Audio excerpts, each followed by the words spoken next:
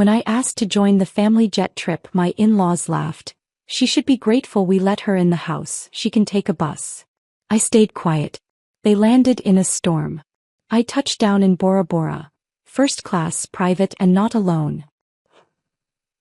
She should be grateful we let her in the house. She can take a bus. The words hit me like ice water. Cousin Margaret's voice carried across the marble foyer, bouncing off the crystal chandelier above us. The family jet trip to Martha's Vineyard had been planned for months, and somehow I'd foolishly thought, after 2 years of marriage, that I might finally be included. I stood there in my carefully chosen navy dress, the one Anthony had complimented that morning, watching as 23 members of the Whitmore family burst into laughter. The sound echoed through the grand entrance hall like a chorus of mockery, each chuckle another nail in the coffin of my dignity. Anthony's laugh was the loudest. My husband, the man who had promised to love and protect me, threw his head back and laughed at his cousin's joke. About me. About his wife. The woman carrying his child. Before we continue, I want to thank you for joining me in sharing stories about standing up for what's right. If you believe that love and respect should never be conditional on wealth, please consider subscribing. It's free and helps us reach more women facing similar struggles. Now let's see how this unfolds. The first time I'd stepped into this mansion 3 years ago, I'd felt like Alice tumbling down the rabbit hole. Everything was too big, too shiny, too intimidating. The marble floors stretched like frozen lakes beneath my feet. Gold-framed portraits of long-dead Whitmores stared down at me with disapproving eyes, as if they could sense I didn't belong in their bloodline. The entrance hall alone was larger than my childhood home. Dual staircases curved upward like arms reaching toward heaven, their mahogany banisters polished to perfection. A chandelier the size of a small car hung overhead, its crystals catching the afternoon light and throwing rainbows across the walls. Everything screamed old money, established power, untouchable status. I had married into wealth, yes, but I'd walked through the service entrance. That first dinner remains burned into my memory. 24 place settings of bone china, silver cutlery that probably cost more than my car, and cloth napkins folded into perfect swans. I'd been seated between Anthony's teenage nephew and the family priest, the conversational equivalent of Siberia. So, Kristen, Anthony's sister Victoria had said, her voice dripping with false sweetness, Anthony tells us you worked in retail? The way she said retail made it sound like I'd been cleaning sewers. I'd managed a boutique clothing store actually. Had a degree in fashion merchandising. Built a small but loyal customer base through genuine care and attention to detail. But under Victoria's gaze, my accomplishments shriveled like flowers in winter. I managed a boutique in the arts district, I'd replied, trying to keep my voice steady. How quaint, she'd responded, then immediately turned to discuss the family's latest acquisition, a vineyard in Tuscany. Conversations flowed around me like water around a stone. They discussed board meetings I'd never attend, charity galas I'd never be invited to, family vacations that happened without me. I became an expert at nodding politely while feeling completely erased. Anthony's Aunt Millicent was the worst. During my second visit, she'd actually handed me her fur coat when I'd walked into the sitting room. "Be a dear and hang this up properly," she'd said without looking up from her magazine. When I'd stood there, confused, she'd glanced up with irritation. "Well, the coat closet is right there." I'd hung up the coat. Anthony had been in the room. He'd watched the entire exchange while sipping his brandy. When I'd caught his eye, he just shrugged and smiled, that easy, dismissive smile that meant, "Don't make a scene." Later, when I'd brought it up in the car, he'd laughed it off. "She's old-fashioned, Chris. He treats everyone like the help. Don't take it personally." But how could I not take it personally when it happened again and again?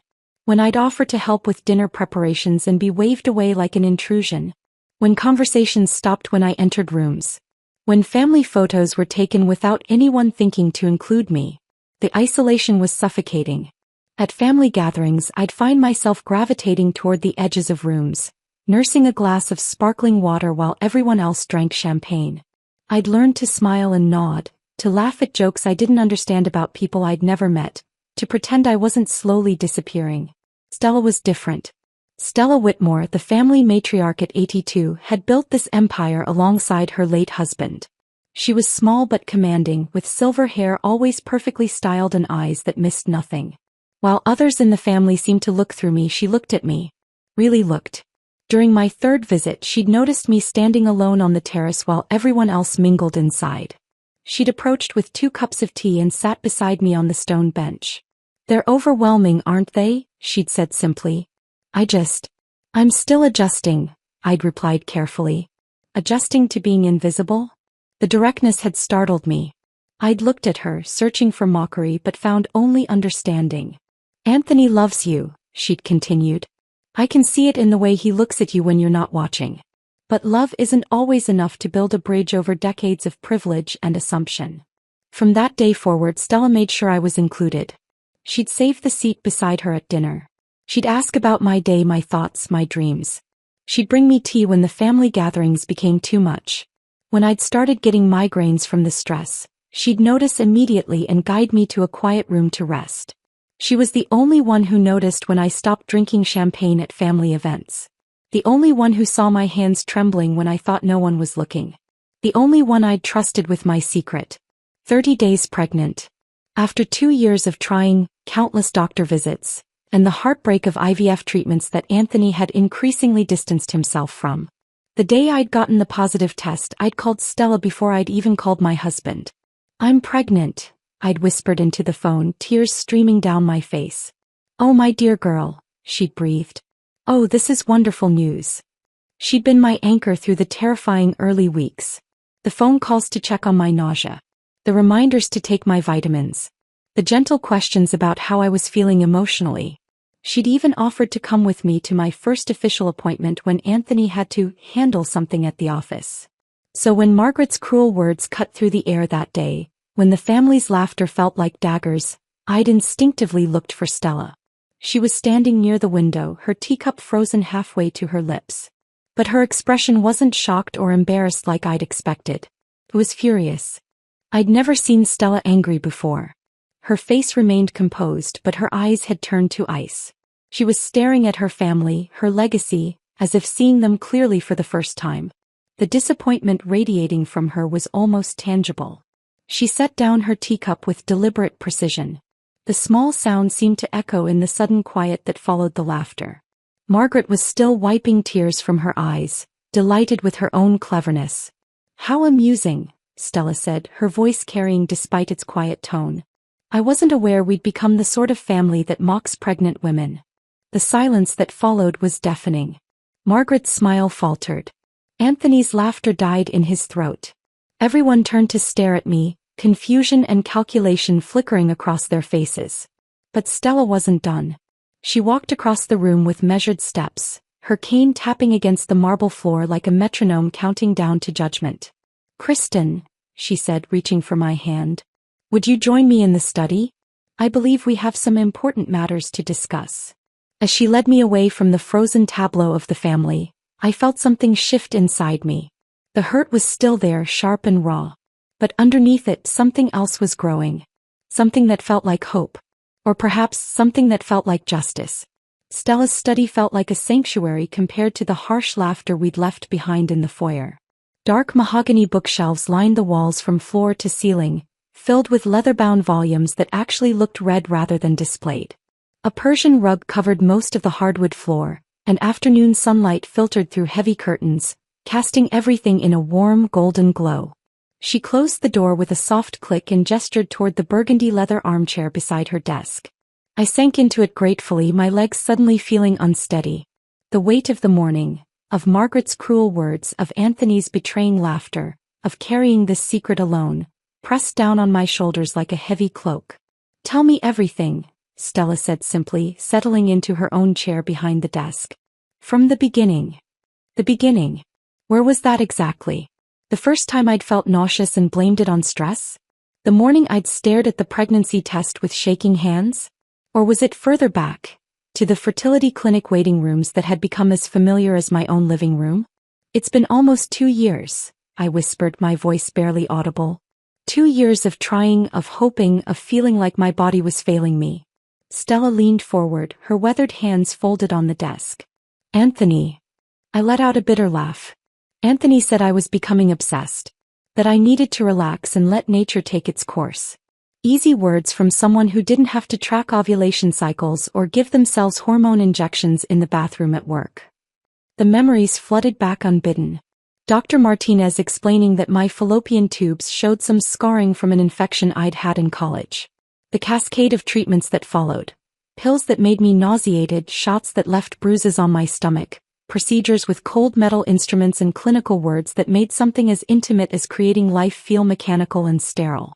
I remember the first appointment Anthony missed, I continued, staring at my hands. It was the consultation for IVF.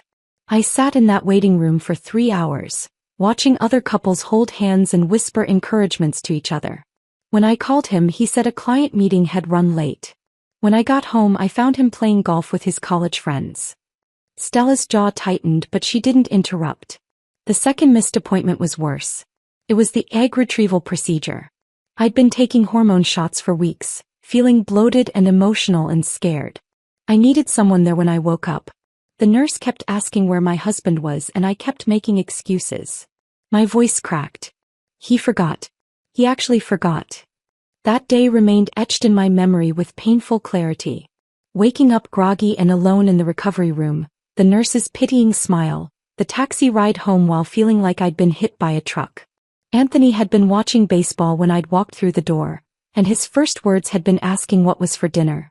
I called you that night, I said to Stella. Do you remember? I was crying so hard I could barely speak. I remember, she said softly. You said you felt invisible. I did. I felt like I was fighting this battle completely alone while my own husband treated it like an inconvenience to his schedule. Stella rose from her chair and moved to the window, her cane tapping softly against the floor. Outside, I could see the landscaped gardens where the family's children often played during gatherings. Children who would grow up with every advantage, never knowing what it was like to beg the universe for the basic gift of motherhood. When the first IVF cycle failed, I continued, Anthony said maybe it was a sign. Maybe we should just accept that children weren't in our future. He suggested we get a dog instead. The silence that followed was heavy with understanding. Stella turned from the window, her expression fierce. That's when I offered to help with the second cycle, she said. Not because I pitied you, but because I recognized something in you that no one else in this family possesses. What's that? The capacity to love something more than yourself. The money had appeared in my account with a simple note. For the future of our family. $15,000. Stella had made it clear that Anthony was never to know where the funding had come from. When I tried to thank her, she'd waved away my gratitude with characteristic directness. You don't thank family for investing in family, she'd said. The second IVF cycle had been different because Stella had been present for it. She'd driven me to appointments when Anthony was handling important business. She'd brought thermoses of ginger tea for my nausea and crossword puzzle books to distract me during the long waits. She'd held my hand during the embryo transfer, whispering prayers under her breath. You know, she'd said during one of those quiet car rides home, I had 3 miscarriages before Anthony's father was born. People didn't talk about such things back then. You suffered in silence and pretended everything was fine. I used to think that made us stronger. Now I wonder if it just made us lonelier. She'd paused, navigating a turn with careful precision. You're the only person in this house with a real heart, Kristen. That's why I chose you. At the time, I'd thought she meant she'd chosen to help me. Now, sitting in her study with the echo of the family's laughter still ringing in my ears, I was beginning to understand she'd meant something much larger. When the pregnancy test had finally shown 2 pink lines, I'd stared at it for 10 full minutes, afraid to blink in case it disappeared. My hands had shaken so violently I'd nearly dropped the test. After 2 years of negative results, of monthly disappointments that felt like small deaths, seeing those lines had been like watching the sun rise after the longest night of my life. I'd called Stella before I'd even called Anthony. It worked, I'd whispered into the phone, tears streaming down my face. Stella, it actually worked. Her silence had stretched so long I'd thought the call had dropped. Then I'd heard her crying soft, gentle sobs that spoke of her own long-held hopes and fears. Oh, my dear girl, she'd finally managed. This changes everything. I want to tell Anthony tonight. When he gets home from work. I want it to be special. Of course you do. Her voice had carried a strange note, something I couldn't identify. But Kristen, This child will be the first great-grandchild. The heir to everything we've built. That makes you far more powerful than they realize. I hadn't understood what she'd meant then. I'd been too caught up in the joy of finally being pregnant. But over the following weeks, as Anthony's enthusiasm had quickly faded into casual indifference, as the family had continued treating me like an afterthought, Stella's words had begun to make sense. Now, sitting in her study after enduring Margaret's public humiliation, I watched Stella move to her desk and pull out a leather address book. She flipped through pages with purpose, found what she was looking for and reached for the phone. Ashley. Her voice was crisp, businesslike. Yes, it's Stella. I need you to come to the house this evening. We have some documents to revise. She paused, listening to the voice on the other end. All of them, she said firmly. I'm changing everything. I don't want a single piece of this house in the hands of people who mock love. The conversation continued, but I'd stopped listening. Something was happening. Something bigger than pregnancy announcements or hurt feelings. Stella was making decisions that would reshape everything, and somehow I was at the center of it all. When she hung up, she looked at me with eyes that held both tenderness and steel. Are you ready to stop being invisible, my dear? Before I could answer Stella's question about being ready to stop being invisible, the sound of car tires on gravel echoed through the study windows. Stella glanced at her watch, 10:47 p.m., and smiled with satisfaction. That will be Ashley, she said, rising from her chair with purpose. Always punctual, even at inconvenient hours. I heard the front door open downstairs, followed by the click of heels on marble. No voices, no greetings, just efficient movement. Within minutes, Ashley Montgomery appeared in the doorway of the study, and I understood immediately why Stella had called her. Ashley was everything the Whitmore family pretended to be but wasn't, genuinely powerful. She wore a charcoal suit that probably cost more than my monthly salary, but it wasn't for show. This was a woman who commanded boardrooms and courtrooms with equal ease. Her silver hair was pulled back in a perfect chignon, and her blue eyes assessed the room with the precision of someone accustomed to high-stakes negotiations. Stella, she said, setting down a black leather briefcase with deliberate care. I came as soon as I could. Thank you, dear. You remember my granddaughter-in-law, Kristen. Ashley's gaze shifted to me, and I felt evaluated in a way that was neither hostile nor friendly. Simply thorough. Of course. Congratulations on your pregnancy. I blinked in surprise. How did you? Stella called me 3 weeks ago about updating her medical directives, Ashley explained, pulling out a chair. She mentioned wanting to ensure proper provisions for any future great-grandchildren. I've been preparing preliminary documents ever since. The realization hit me like cold water. Stella hadn't just been planning this conversation. She'd been orchestrating it for weeks. Every gentle question about my doctor appointments, every knowing look when I declined wine at dinner, every careful inquiry about Anthony's level of involvement in my pregnancy, it had all been building to this moment. You've been planning this, I said, though it wasn't really a question. I've been hoping for it, Stella corrected. There's a difference. Hope requires faith in people's better nature. Planning assumes it won't surface on its own. Ashley opened her briefcase with practiced efficiency, revealing neat stacks of documents, a digital recorder and several fountain pens arranged in precise order. Before we begin, I need to confirm your mental capacity and decision-making ability for the record. What followed was a brief but thorough examination. Ashley asked Stella to recite her full name, the date, the address of the property, and the names of her immediate family members. She inquired about current events, recent conversations and medical treatments. Stella answered each question with sharp clarity, occasionally adding sardonic commentary about her relatives that made Ashley's mouth twitch with suppressed amusement. Satisfied? Stella asked when the questioning concluded. More than satisfied. Your mind is sharper than most people half your age. Ashley pressed a button on the small recorder. This is Ashley Montgomery, attorney at law, conducting a will modification session with Stella Patricia Whitmore on March 15th. Mrs. Whitmore, please state your intentions clearly for the record. I watched, mesmerized, as Stella transformed before my eyes. Gone was the gentle grandmother who brought me tea and asked about my day. In her place sat a woman who had built an empire alongside her husband, who had made decisions that affected hundreds of employees and millions of dollars. I am of sound mind and body, Stella began, her voice carrying absolute authority. I wish to make comprehensive changes to my last will and testament, dated October 3rd of last year. Ashley's pen moved across legal documents with swift precision. Please specify the nature of these changes. All real estate properties, including the primary residence, the lake house, and the commercial holdings in downtown, are to be transferred into a trust for my great-grandchild, the child currently carried by Kristen Whitmore. I felt the air leave my lungs. The primary residence alone was worth millions. The downtown commercial properties generated enough rental income to support a lavish lifestyle indefinitely. All stock portfolios, investment accounts, and business interests are to be similarly transferred, Stella continued without pause.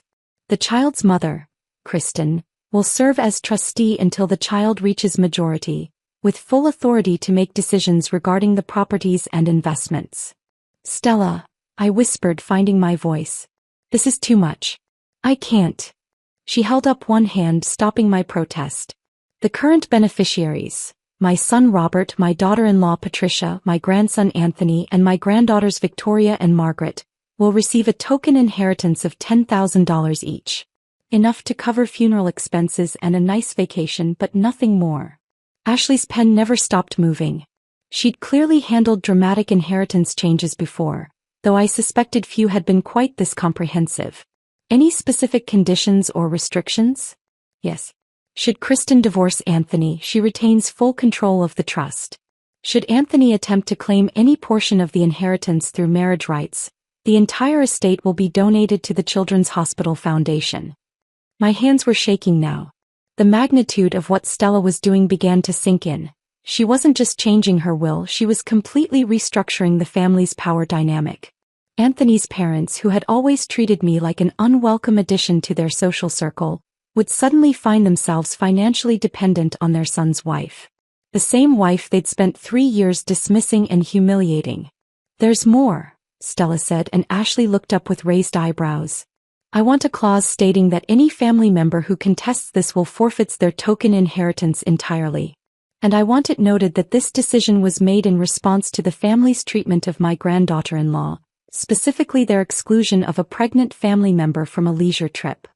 Stella, I managed to say, you don't have to do this because of what happened today. They were just being thoughtless. Thoughtless. Her voice sharpened. Kristen, I've watched them treat you like hired help for 3 years. I've seen Anthony ignore your needs, dismiss your feelings, and prioritize his family's approval over his wife's dignity. Today wasn't an isolated incident. It was simply the most public example of a pattern I've been observing since the day you married into this family. Ashley finished writing and looked up. These are significant changes, Stella. Are you certain this reflects your true wishes? More certain than I've been about anything in years. Stella's voice softened slightly. Ashley, you've known me for 40 years. Have you ever seen me act impulsively? Never. Then trust that this decision comes from careful observation and deep consideration. Stella turned to look at me directly. Kristen, you gave me something no one else in this family has. Genuine affection without expectation of reward. You visited when you didn't have to, listened to my stories about your grandfather-in-law, and treated me like a person rather than a walking inheritance. More importantly, you're carrying the future of our family name. That child deserves to grow up with resources and security, guided by someone who understands the value of both. Ashley gathered the signed documents into a neat stack. I'll file these with the probate court first thing Monday morning. They'll become public record within 48 hours. Good, Stella said with satisfaction. I want there to be no question about the legitimacy of these changes. As Ashley packed her briefcase preparing to leave, she paused to look at me again. Mrs. Whitmore, I should inform you that this inheritance comes with significant responsibilities. Managing this level of wealth requires careful planning and professional guidance. I know, I said quietly. I'm not sure I'm ready for it. No one ever is, Stella said gently. But readiness isn't the same as worthiness. You'll learn, just as I did when your grandfather-in-law died and left me in charge of everything. After Ashley left, Stella and I sat in comfortable silence, listening to the grandfather clock in the corner tick away the minutes. The weight of what had just happened hung between us, not oppressive but significant. Are you angry with me? Stella asked finally. No, I replied, surprised to realize it was true. I'm terrified but not angry. Good. Fear keeps you sharp. Complacency makes you vulnerable. Outside, I could hear the distant sound of the family's laughter as they finalized preparations for their morning departure. None of them had any idea that their world had just fundamentally shifted. When will you tell them? I asked. Stella smiled, her expression that was both grandmotherly and predatory. I won't. They'll find out when everyone else does. The morning departure was a spectacle of privilege and entitlement. I watched from the study window as 3 black town cars pulled up to the circular drive, their engines purring like satisfied cats. The family emerged from the house in waves. Louis Vuitton luggage, designer sunglasses despite the overcast sky, and that particular energy that comes from people who've never been told no. Anthony looked handsome in his navy blazer, the one I'd helped him pick out for our anniversary last year. He was laughing at something his sister Victoria had said, his head thrown back in genuine amusement. It was the same laugh I'd fallen in love with 5 years ago, before I'd learned it could be turned into a weapon. Look at them, Stella murmured from beside me. Not a care in the world. Margaret was the loudest, as usual, directing the loading of luggage with the authority of someone who'd never carried her own suitcase. Make sure the wine cases go in the temperature-controlled compartment, she called to the driver. That Bordeaux cost more than most people's cars. The irony wasn't lost on me. Here was a woman who'd mocked me for needing to take a bus, now obsessing over wine bottles that could fund a small business. Anthony's parents, Robert and Patricia, emerged last, dressed in matching cream-colored outfits that screamed, "We summer in the Hamptons." Patricia was checking her phone with the frantic energy of someone addicted to social media validation, while Robert adjusted his golf cap with the precision of a man who treated every public appearance as a photo opportunity. Kristen should have come, I heard Victoria say as she climbed into the middle car. She could have helped carry our beach bags. More laughter. Always more laughter at my expense. My phone buzzed against the windowsill, a weather alert that made my blood run cold. Severe thunderstorm warning. Private aircraft grounded until further notice. Lightning strikes reported at regional airport. All flights suspended. I showed the alert to Stella, who read it with the satisfaction of someone who'd been expecting exactly this news. How did you know? I whispered. I didn't know, she replied, settling back into her chair with her teacup. I hoped. Sometimes the universe has a sense of timing that humans lack. The cars disappeared down the winding driveway, carrying their precious cargo toward what they assumed would be a perfect weekend of sailing, spa treatments and social networking. None of them had checked the weather. Why would they? When you're wealthy enough, you assume the world bends to accommodate your schedule. But nature, it seemed, had other plans. By noon my phone was buzzing with increasingly frantic text messages. Anthony, 12:47 p.m. Flight delayed. Weather issues. Might be here a few hours. Anthony, 2:23 p.m. Still waiting. This is ridiculous. The pilot says it could be all day. Anthony, 4:15 p.m. Phone service is spotty. If you don't hear from me, we're stuck at this airfield in the middle of nowhere. I showed the messages to Stella, who was working on a crossword puzzle with the focus of someone solving international crises. 7 letters, she mused. Deserved consequences. Starts with K. Karma, I said without thinking. Perfect.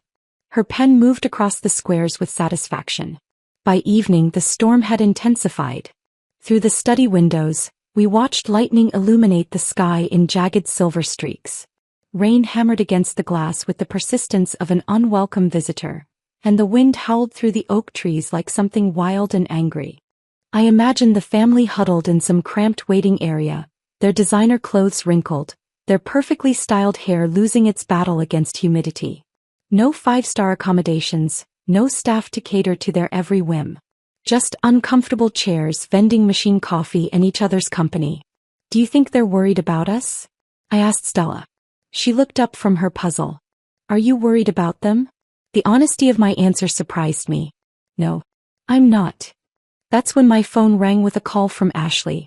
It's done, she said without preamble. The documents were filed at 3 p.m. Public records updated an hour ago. By morning, every financial institution, board member and business partner will have been notified. Stella gestured for me to put the call on speaker. Any complications? Stella asked. None. Your medical evaluations were comprehensive, the witnesses were beyond reproach, and the legal language is airtight. Even if they wanted to contest it, they'd have no grounds. I felt dizzy suddenly. While the family was trapped at an airfield, their entire world had been legally dismantled and rebuilt around my unborn child. They had no idea that every minute they spent complaining about delayed flights was another minute they remained unaware of their new reality. There's something else, Ashley continued. A reporter from the Business Journal called my office an hour ago. Someone leaked information about the will change. Stella's eyebrows rose. Leaked. These kinds of inheritance modifications always generate gossip in legal circles, especially when they involve this level of wealth transfer.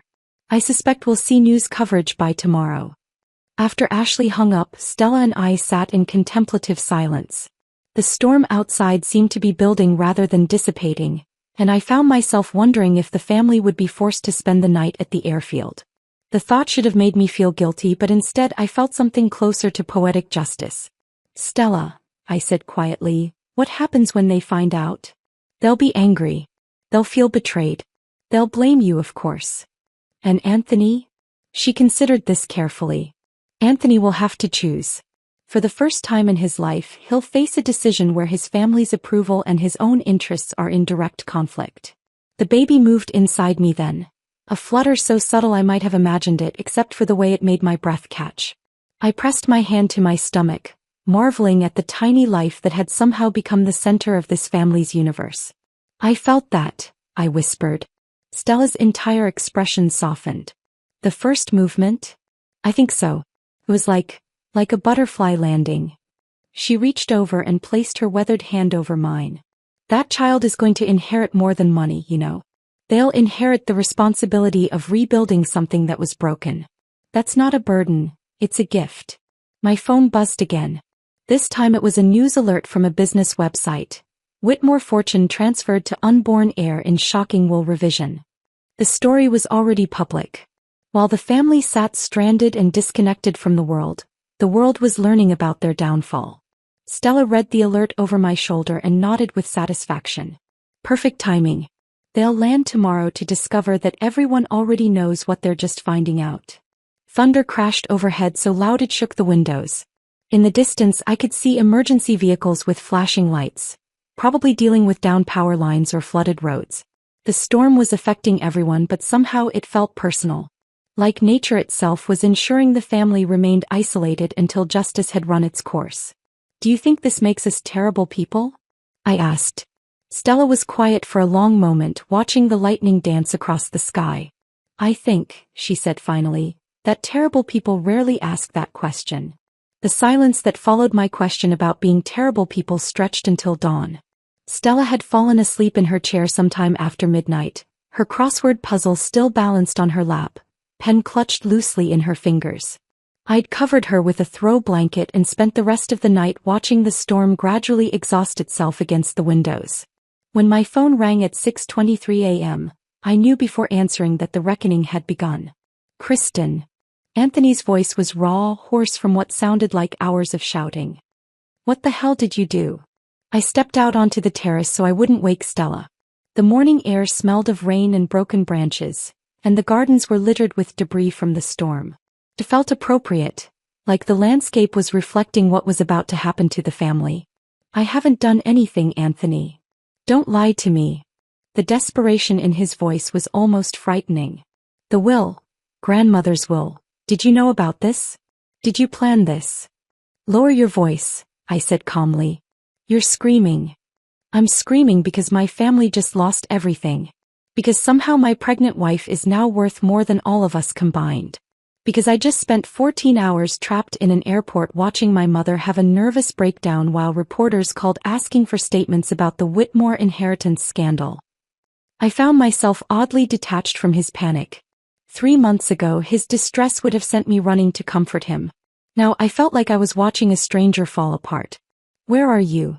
I asked. I'm at the house. Or what used to be our house before you and grandmother decided to steal it from my family. It was never your house, Anthony. It was Stella's house. She can do whatever she wants with her own property. The line went quiet for so long I thought he'd hung up. When he spoke again, his voice was different. Smaller, more confused than angry. How long have you known? Known what? That she was going to do this. That you were going to inherit everything. I thought about lying, about protecting him from the full truth. But we were past the point of gentle deceptions. I found out the night before you left for Martha's Vineyard, I said. When your cousin Margaret suggested I take the bus because I should be grateful you people let me in the house at all. Another silence. Then, that's why you're doing this? Because of something Margaret said. The question revealed everything wrong with Anthony's understanding of our marriage, our family, our entire relationship. He genuinely believed this was about one insult, one moment of thoughtlessness. He couldn't see the pattern of dismissal and contempt that had defined my entire experience with his family. This isn't about Margaret, I said quietly. This is about you laughing when she said it. I hung up before he could respond. Within an hour, cars began arriving at the mansion. I watched from the terrace as Anthony's parents pulled up in their silver Mercedes, followed by Victoria's red BMW, then Margaret's white Range Rover. One by one, the family members who had been so eager to escape on their luxury vacation came crawling back to confront their new reality. But Stella was gone. She'd left before sunrise, taking only a small suitcase and her jewelry box. I'd helped her load her car in the pre-dawn darkness, both of us moving with the quiet efficiency of people executing a well-planned escape. Where will you go? I'd asked. The lake house, she'd replied. It's smaller, quieter. More appropriate for an old woman who just wants to read her books and tend her garden. The lake house that's now technically mine? She'd smiled at that. Technically your child's. I trust you'll let an old woman live there in peace. Now, watching her former family pound on the door of an empty mansion, I understood the strategic brilliance of her departure. She had no interest in facing their anger, their accusations, their desperate attempts at manipulation.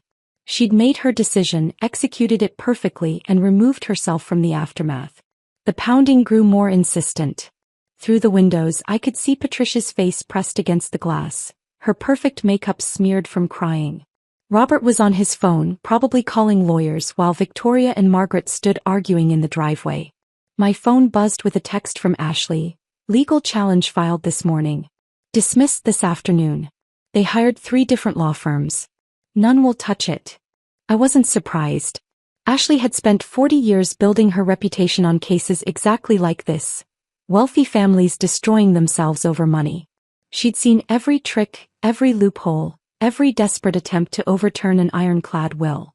The family's business empire began crumbling within days. Stella had been more than just the family matriarch. She'd been the financial backbone, the co-signer on credit lines, the trusted name that opened doors and secured favorable terms. When news broke that she'd transferred her entire estate to an unborn child, confidence evaporated overnight. I learned about the collapse through news reports rather than family communication. The Whitmore Group's stock price plummeted. Vendors demanded immediate payment on outstanding invoices. Banks called in loans that had been automatically renewed for decades. Whitmore Empire in free fall following inheritance shock, read one headline. From riches to rags, how one will changed everything, declared another. The media coverage was merciless. Business journalists dissected the family's financial structure with surgical precision, revealing how dependent they'd been on Stella's backing. Society reporters whispered about family dysfunction and public humiliation. Social media buzzed with speculation about the mysterious pregnant granddaughter-in-law who'd somehow orchestrated the entire downfall. I wasn't orchestrating anything. I was simply watching it unfold from my small apartment across town, one hand protectively covering my growing belly, trying to process the magnitude of what my child would inherit, and the cost of that inheritance. Anthony appeared at my door on a Thursday evening, 3 weeks after their disastrous return. He looked terrible, unshaven, rumpled, wearing the same shirt I'd seen him in 2 days earlier on a news broadcast about the family's financial troubles. "Can I come in?" he asked quietly. I stood in the doorway for a long moment, studying the man I'd married. The confidence was gone, replaced by something that looked like grief. His usual easy smile had been replaced by lines of worry and exhaustion. "5 minutes," I said, stepping aside. He sat heavily on my small sofa, the same sofa he'd once joked was charmingly modest compared to the furniture in his family home. Now it probably looked like luxury compared to what he could afford. "I've been thinking," he said, not meeting my eyes. "About what you said. About me laughing." I waited. "I did laugh," he continued. "I laughed because that's what I've always done. When my family makes their little jokes, I laugh along. It's easier than confronting them, easier than making waves. Easier than defending your wife." He looked up then and I saw something I'd never seen before in his eyes. Genuine shame. "I failed you," he said simply. "I failed you as a husband and I'm going to fail our child as a father. I've spent my whole life being afraid of my own family, and now I don't even know who I am without their approval." The honesty was startling. For 3 years, I'd waited for Anthony to acknowledge what his silence had cost our marriage. Now that he had, I realized it was too late to matter. "I miss you," he whispered. "I know," I replied. "But missing someone doesn't undo the damage." Anthony left that night without saying goodbye. I watched from my window as he sat in his car for nearly 20 minutes, engine running, probably working up the courage to knock on my door again. He never did. The red taillights disappeared around the corner, and somehow I knew it was the last time I'd see him as anything other than a stranger who happened to share my last name. 3 days later Stella called. "I'm tired of this big house," she said without preamble. "All these empty rooms echoing with old arguments. I'm thinking of the lake cottage. Remember it?" I did remember. We'd visited once during my 2nd year of marriage, a small cedar shake house tucked between tall pines on the quiet side of the lake. It had felt like a fairy tale then, all stone fireplaces and built-in bookshelves, with a wraparound porch that faced the water. Anthony had called it rustic with barely concealed disdain, but I'd fallen in love with its simplicity. "You want to move there?" I asked. "I want us to move there." The offer hung in the air like morning mist.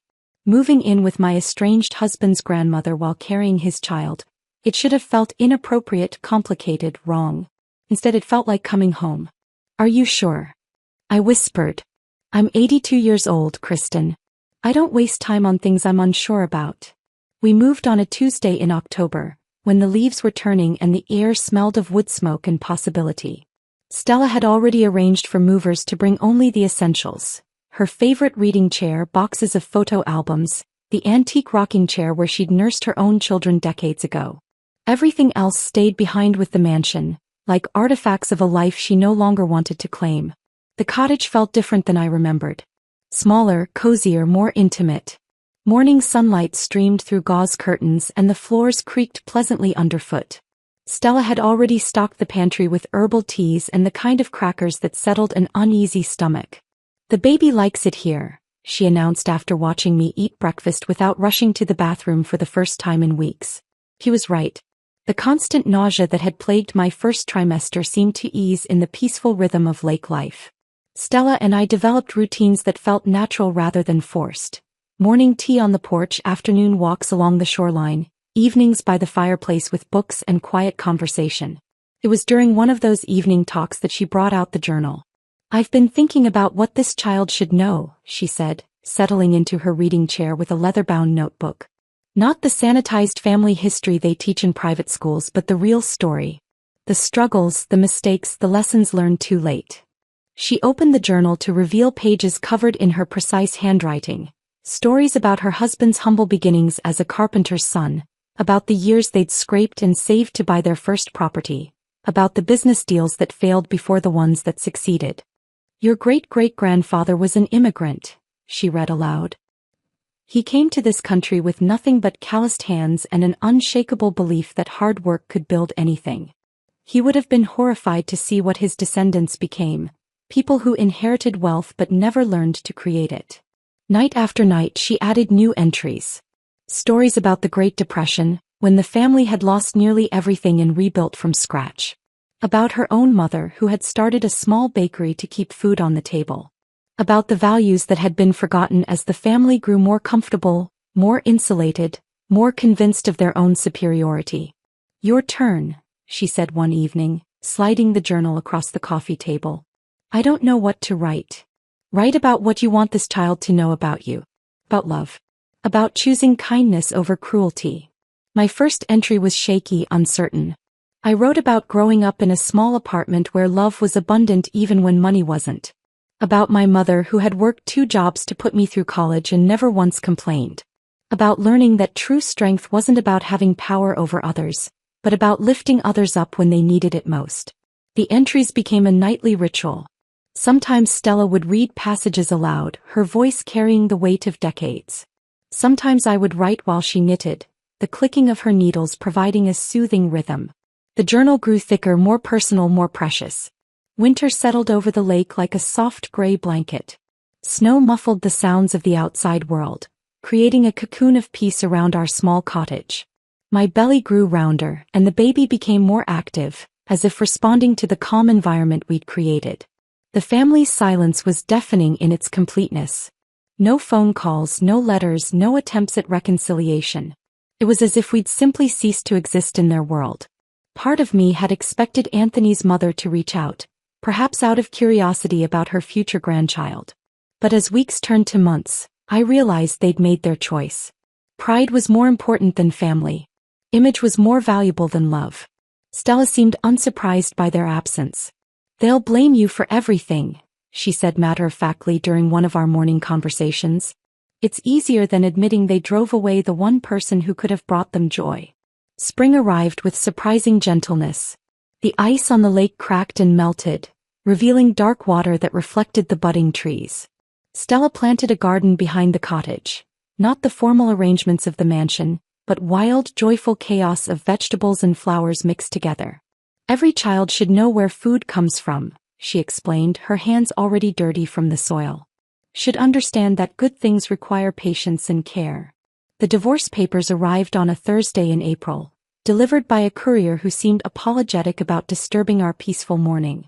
I signed them at the kitchen table while Stella made pancakes, the domestic normalcy making the legal dissolution feel almost anticlimactic. Anthony hadn't contested anything. No fight over assets we'd never really shared. No battle over custody arrangements for a child he'd never expressed interest in meeting. Just clean, simple documentation that reduced 3 years of marriage to a few paragraphs of legal language. "How do you feel?" Stella asked after the courier left. I considered the question seriously. "Free," I said finally. "Sad but free." She nodded as if this was the answer she'd expected. "Sadness passes. Freedom endures." The day Elise was born was the first warm day of summer. I'd been having contractions since dawn, and Stella had timed them with the precision of someone who'd done this before. We drove to the hospital in comfortable silence, the windows down and the scent of honeysuckle filling the car. Elise arrived just after sunset, small and perfect and furiously angry about being displaced from her warm, dark world. When the doctor placed her in my arms, I felt a shift in the universe, not dramatic but profound. Everything that had come before led to this moment. Every hurt, every betrayal, every difficult choice had been worthwhile because they'd brought me here to her. Stella cried when she held her great-granddaughter for the first time. Real tears, the kind that come from joy too big for words. "Hello, little one," she whispered. "We've been waiting for you." Later that night, as I nursed Elise by the window overlooking the lake, Stella added a new entry to the journal. "Today the real inheritance began," she read aloud as she wrote. "Not money or property but love passed down through generations. This child will know she is cherished not for what she owns, but for who she is." Outside, fireflies began their nightly dance over the water, and I realized that this quiet cottage, this peaceful lake, this fierce, loving woman who had chosen to rebuild her legacy around kindness, this was what wealth really looked like. If this story of justice and family betrayal had you holding your breath, hit that like button right now. My favorite part was when Stella calmly rewrote her will while the family laughed at Kristen, having no idea their world was about to change forever. What was your favorite moment? Drop it in the comments below. Don't miss more powerful stories like this. Subscribe and hit that notification bell so you never miss an upload. My name is Catherine Parker, but everyone calls me Katie. I'm 27 years old, and I never expected to come home early from my business trip to find my entire life being packed away in cardboard boxes. My parents looked up at me with those familiar smiles that always mask their control. Mom held my childhood teddy bear in one hand, and a lease agreement in the other. Dad froze mid-tape, a flash of guilt crossing his face. Somehow, they decided to help me move into a studio apartment I'd never even seen. If you've ever felt your independence slipping through your fingers, stick around. Before I dive into this nightmare, drop a comment letting me know where you're watching from, hit that like button, and subscribe to join our little family here, one hopefully healthier than mine turned out to be. I'd worked incredibly hard to build my career in marketing. After graduating at the top of my class from Northwestern with a degree in business and marketing, I landed an entry-level position at Meridian Partners, one of the most prestigious marketing firms in Chicago. For 5 years, I poured everything into my work, late nights, weekends, whatever it took to climb the ladder. Just last month, all that effort paid off when I was promoted to senior marketing specialist with my own team and client portfolio. Despite my professional success, my living situation wasn't quite what you'd expect for someone my age. I lived in my parents' guest house on their sprawling suburban property in Northbrook, about 30 minutes outside Chicago. It wasn't that I couldn't afford my own place. I absolutely could. The arrangement started as a temporary solution after college while I paid down student loans, but somehow 3 months turned into 5 years. I paid rent, insisting on it actually, and maintained my independence as much as possible. The guest house had its own entrance, kitchen, and I handled all my own bills. My parents, Robert and Eleanor Parker, presented it as the perfect setup. Why waste money on rent when you could be saving for your future? Mom would say, usually followed by, "Besides, we love having you close." My younger sister Madison had been smarter than me. The moment she graduated from college 2 years ago, she'd moved into an apartment downtown with 2 roommates. I envied her clean break, but our relationship remained close. We texted daily and met for dinner at least once a week, carefully selecting restaurants halfway between our homes. There had always been signs of my parents' controlling nature, especially my mother's. When I was in high school, she helped me apply to colleges by eliminating any she deemed too far away. During college, she'd call my roommates to check if I was studying enough. Even now, she had opinions on everything from my hairstyle to my dating life. Dad was more laid back but ultimately deferred to Mom on most decisions, forming a united front that was difficult to penetrate. About a month ago, I began casually mentioning looking for my own place during our Sunday family dinners. Nothing concrete, just browsing online listings and getting a feel for the market. "I think it might be time for me to find something in the city, closer to work," I'd said. Mom's fork had paused halfway to her mouth. "The commutes never bothered you before." "It's not terrible," I admitted, "but I'm spending nearly 2 hours in the car every day. Plus, I'm almost 28. It might be nice to have my own space." "You have your own space in the guest house," Dad pointed out, though his tone was gentler than Mom's. "I know, and I appreciate it. I'm just starting to look around. No decisions yet." That seemed to satisfy them, though Mom peppered me with questions throughout dessert. What neighborhoods was I considering? Did I know how dangerous some of those areas could be? Had I thought about maintenance issues in those old city buildings? Each question felt like a tiny hook trying to snag my resolve, but I answered patiently, thinking I was preparing them for my eventual move. Last week, I flew to Chicago for an important client presentation. Technically, I worked at the firm's suburban office, but our biggest client was headquartered downtown. The presentation was scheduled for Thursday and Friday, but by Wednesday afternoon, we'd finalized everything. When the client signed the contract on the spot, a huge win for our team, my boss told me to take Thursday and Friday off as a reward. I decided to surprise my family by coming home early. Maybe we could celebrate with a nice dinner, and I could casually bring up that I'd been looking more seriously at apartments. I even had a showing scheduled for Saturday in a neighborhood I really liked. As I turned my car into our long driveway on Wednesday evening, I noticed an unfamiliar vehicle parked behind my dad's SUV. It took me a moment to recognize it as my Aunt Sylvia's sedan. Mom's older sister lived about 45 minutes away and rarely visited without advance planning for some special occasion. My first real indication that something was wrong came when I spotted several large boxes stacked near the front door of the main house.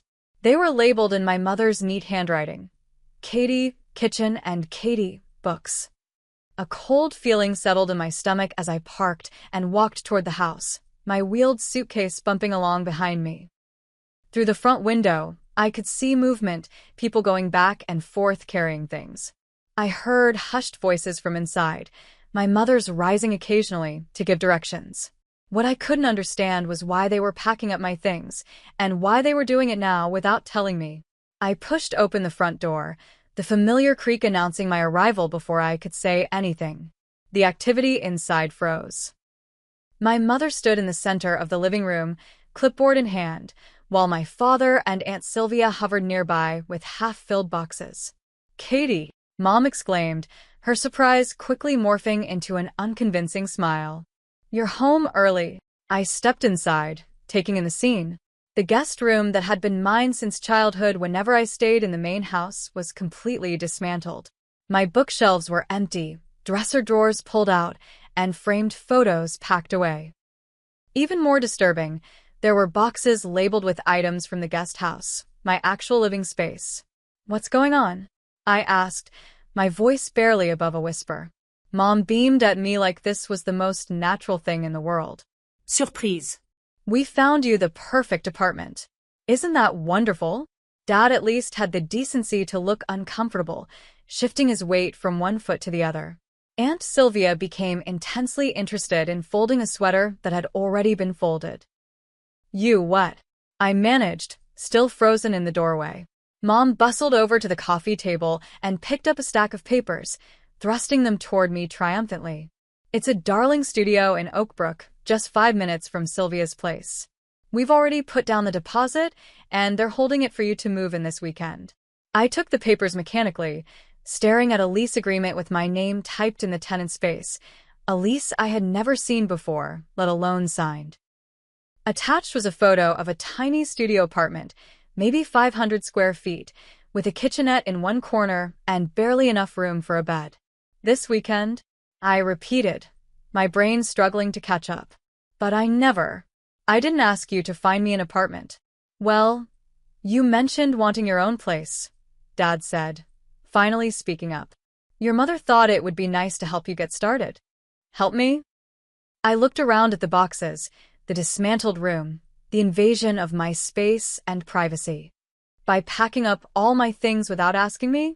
By signing a lease for an apartment I've never even seen? Mom waved away my concerns. "Oh, Katie, don't be dramatic. We know you've been busy with work. This way, everything's taken care of. The studio is perfect for a single young woman, and you'll be close to family. Sylvia can check in on you." The implications of that statement weren't lost on me. At 27 years old, with a successful career and living independently for years, my mother still thought I needed someone to check in on me. "I don't want to live in Oakbrook," I said, my voice growing firmer. "If I move, I want to be closer to downtown, near work." "Downtown?" Mom scoffed. "Those apartments are ridiculously overpriced, and the neighborhoods aren't safe. This studio is in a lovely, quiet area." "That's not your decision to make," I said, feeling anger rising to replace my shock. "I can choose where I want to live." "Katie," Mom said in that condescending tone I knew all too well, "we're just trying to help. You've been talking about moving out, but you haven't actually done anything about it." "I've been looking at places," I said. "I have a showing scheduled for Saturday."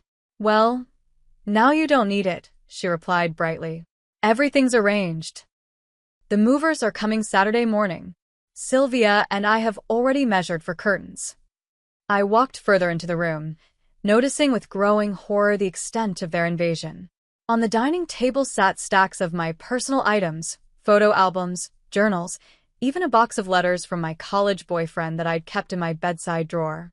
"How did you get all this stuff from the guest house?" I demanded, my voice rising. "That's my private space." Dad at least had the grace to look embarrassed.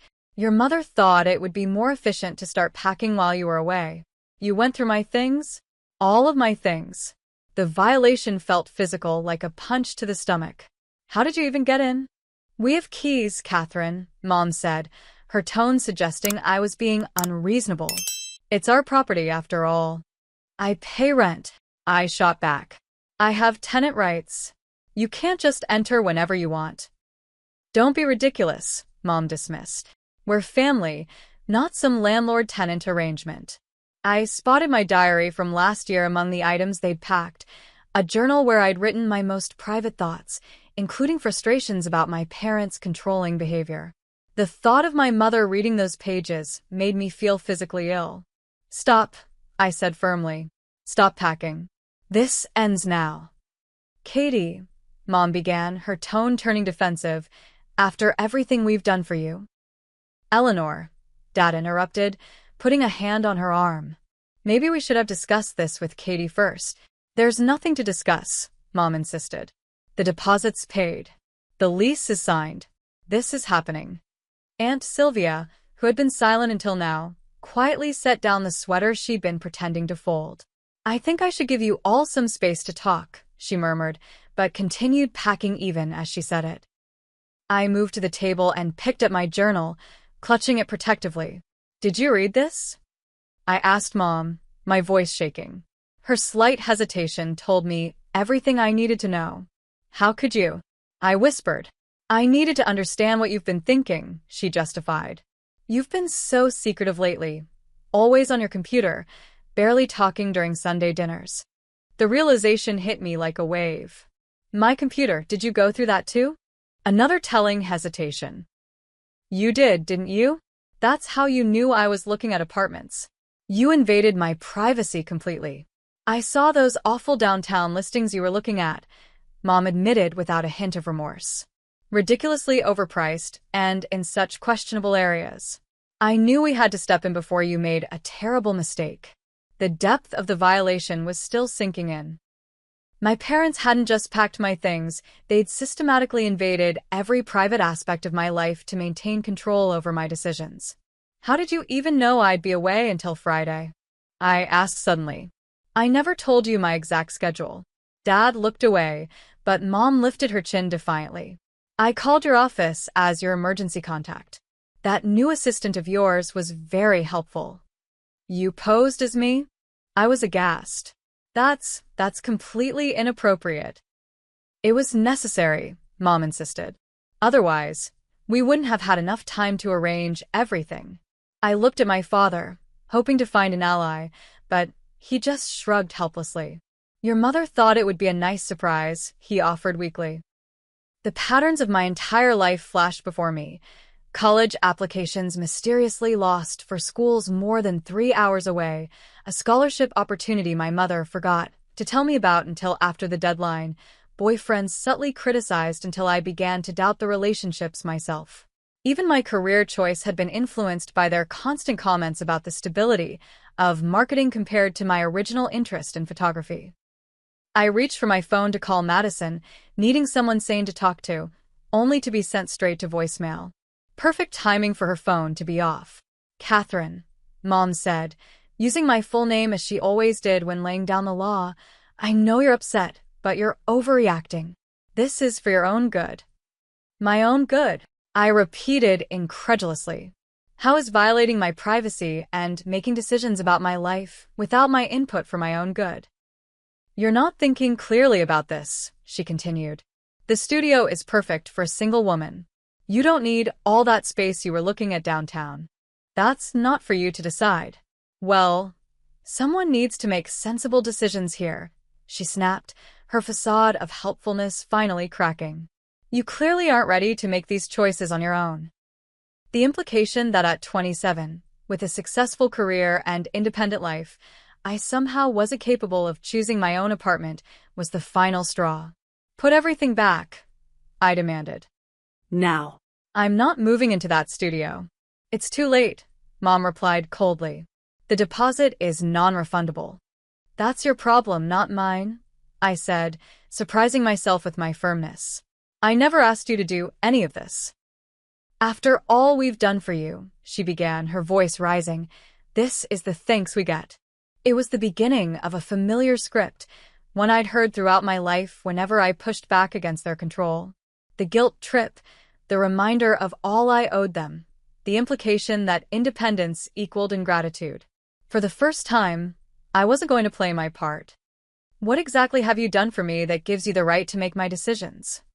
I asked, my voice steady despite the storm inside me. Because from where I'm standing, this looks like control, not love. Mom's eyes widened in shock. This wasn't how our arguments usually went.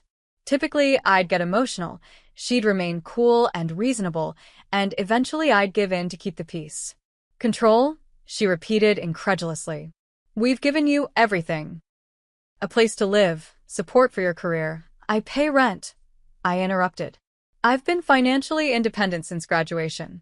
And as for my career, you try to talk me out of taking my current job because it wasn't the safe choice you wanted. We only want what's best for you, Dad interjected, trying to defuse the situation. No, I said firmly. You want what you think is best for me, which isn't the same thing. Mom's face hardened. This apartment is happening, Catherine. We've already given notice on the guest house. The words hit me like a physical blow. You what? We gave notice, she repeated. Your cousins Thomas and Amber need a place to stay while their house is being renovated. They're moving into the guest house next month. Without asking me? I was nearly shouting now. That's my home. You can't just decide I'm moving out. It's our property, Mom said coldly. And it's time you had your own place anyway. The studio is perfect. It's half the size I need, I protested. And Oakbrook? I'd be commuting an hour and a half each way to work. You could look for a job closer to home, Mom suggested, as if changing the career I'd built for 5 years was a simple matter. This is insane, I muttered, running my hands through my hair. Completely insane. I turned to my father, hoping for some support. Dad, you can't think this is okay. He looked uncomfortable but shrugged.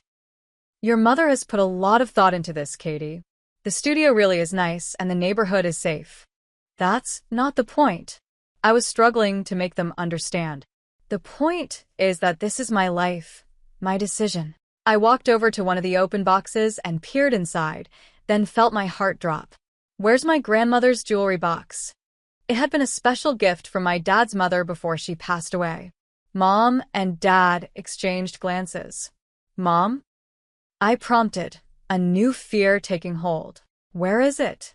Well, Mom began, not quite meeting my eyes. Since you weren't using it much, I thought Amber might appreciate having it. You gave away my grandmother's jewelry box? I was incredulous. Without asking me?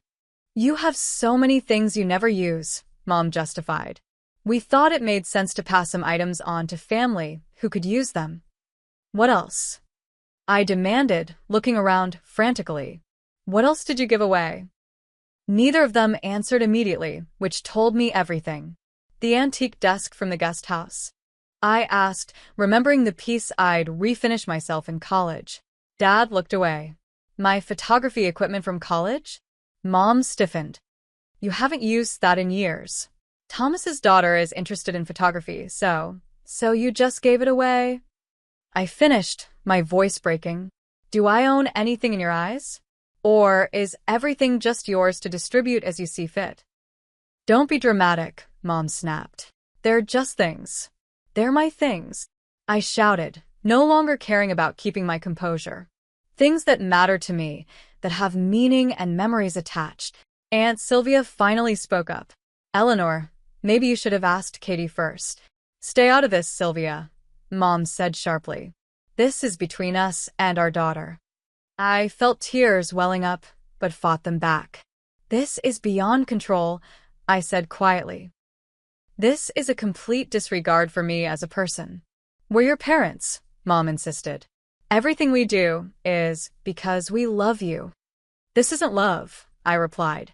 This is ownership. The room fell silent at that. Even my mother seemed momentarily stunned. Dad was the first to speak. Katie, that's not fair. Not fair? I laughed bitterly. You know what's not fair? Coming home to find my life being packed up without my permission. Having my privacy violated. Finding out my home has been given away and my possessions distributed to relatives. I moved toward the door, needing to escape before I completely broke down. Where are you going? Mom demanded. Away from here, I said simply.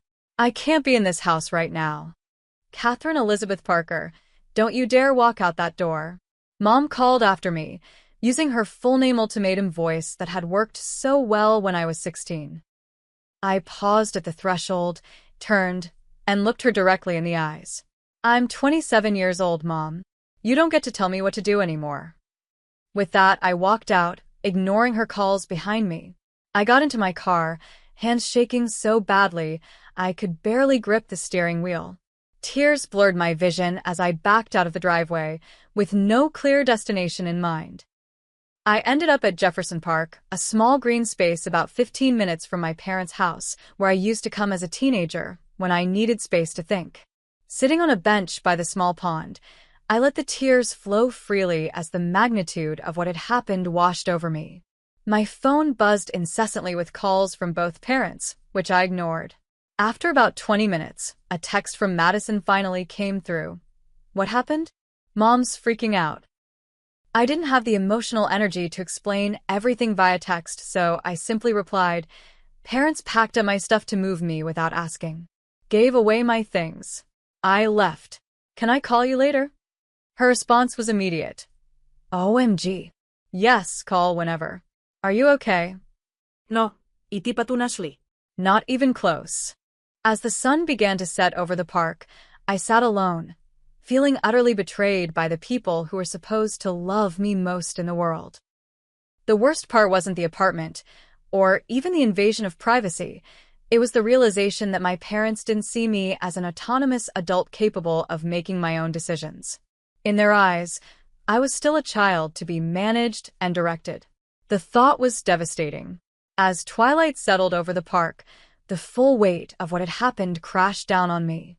My parents hadn't just overstepped, they had systematically dismantled my life without my consent. The guest house wasn't just a place I stayed, it was my home. I had built a life there, created a space that was entirely mine, and now it was being handed over to cousins I barely saw twice a year. I scrolled through my phone, looking at the missed calls from my parents. 10 from Mom, 3 from Dad. There were also several text messages, ranging from angry demands to know where I was to worried questions about my safety, culminating in guilt-inducing statements about how worried they were. The most recent text from Mom read, Catherine, this behavior is completely irresponsible. Your father and I are beside ourselves with worry. Come home immediately so we can discuss this like adults. The irony of her invoking adult behavior wasn't lost on me. With shaking hands, I opened my Photos app and scrolled through pictures of my space in the guest house. The bookshelves I'd arranged just so, the gallery wall of photographs I'd taken myself, the cozy reading nook by the window. All of it would be gone, packed away into a tiny studio apartment I'd never even seen. But it was worse than that. As I sat there, more devastating realizations kept hitting me. My mother hadn't just read my journal, she'd gone through my computer, my private correspondence, my personal documents. The violation felt visceral, like someone had reached inside me and rummaged through my most intimate thoughts. And they'd given away my things.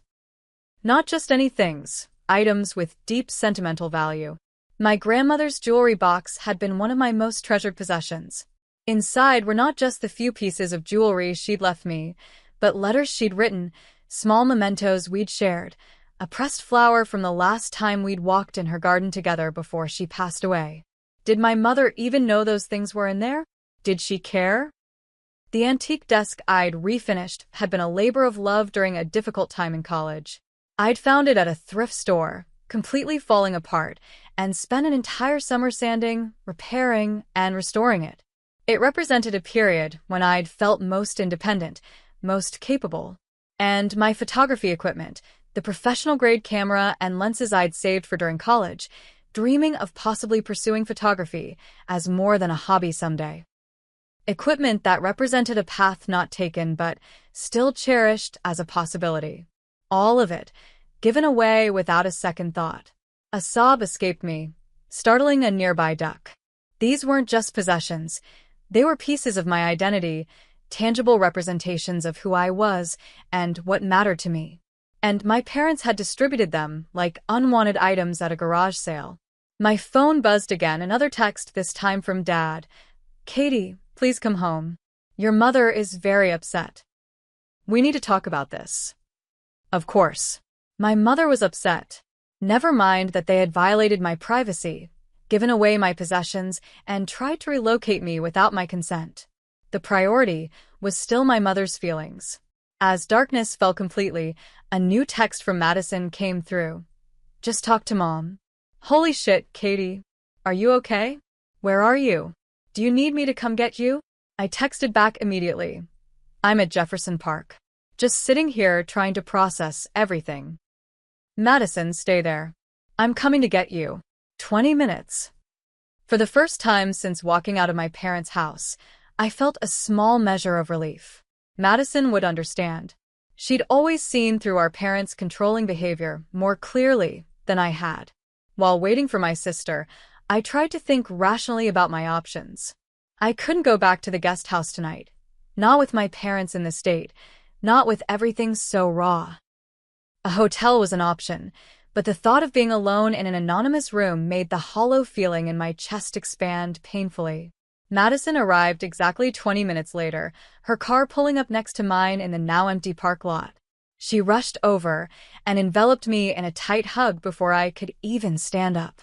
I am so sorry, she whispered, holding me as I broke down again. Mom told me what happened, but I know her version is complete bullshit. When I finally pulled back, wiping at my tear-stained face, Madison led me to her car.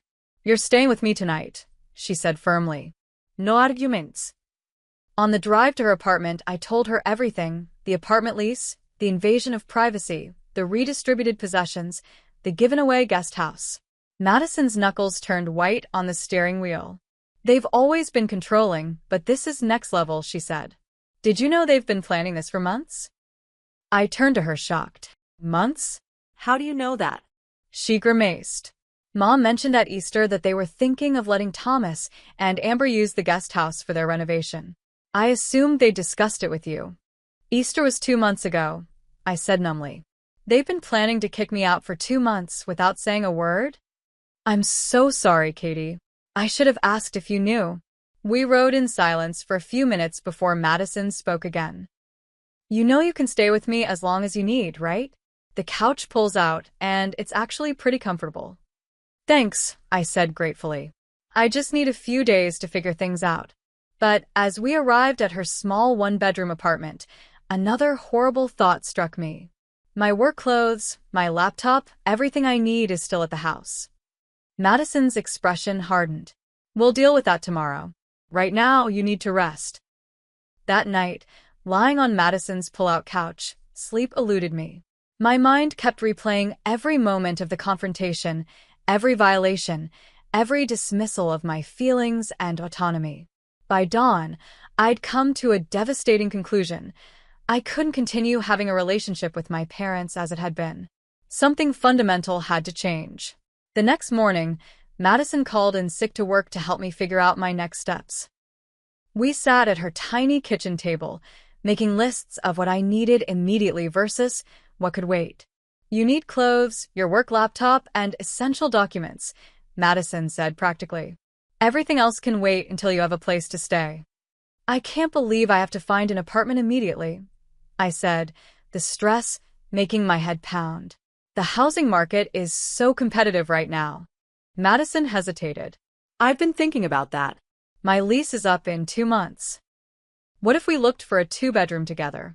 It would be tight until then, but we could make it work.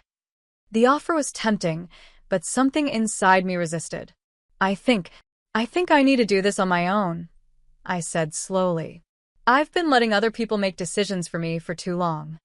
She nodded, understanding immediately. Then we find you your own place. But my offer stands if you change your mind. My phone buzzed with another text from Mom. Catherine, this has gone on long enough. Your father and I expect you home today. The movers are coming tomorrow morning for your things. This studio apartment is non-negotiable at this point. The audacity was breathtaking. Even now, after everything, she was still trying to dictate terms. I showed Madison the text, and her eyes widened. Non negotiable. Is she serious? Completely, I said grimly.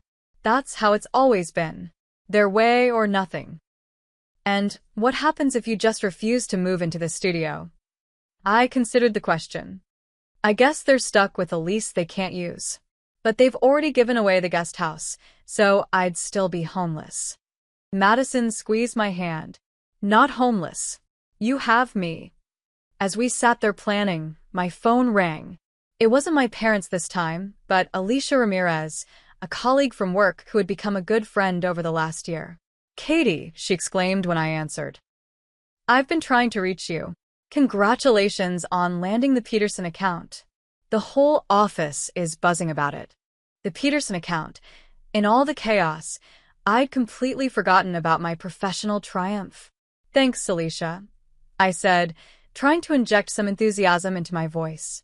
She paused. Are you okay? You sound strange. Before I could stop myself, the whole story came pouring out. Alicia listened without interrupting, making only occasional sounds of disbelief or outrage. When I finished, she didn't hesitate. You're coming to stay with me, she declared. I have a 2-bedroom apartment, and my roommate moved out last month. I've been looking for someone to take the 2nd bedroom anyway. Alicia, I can't impose. It's not imposing if I'm offering, she cut me off. The room is sitting empty. Rent would be reasonable. Whatever you were paying for the guest house is fine. No strings attached. Are you sure? I asked, hope rising for the first time since this nightmare began. Absolutely positive. And the best part? I live in River North, exactly the neighborhood you were looking at for apartments. You'd be 15 minutes from the office. The offer was almost too good to be true. A room in a neighborhood I loved, with someone I trusted, available immediately. Can I think about it?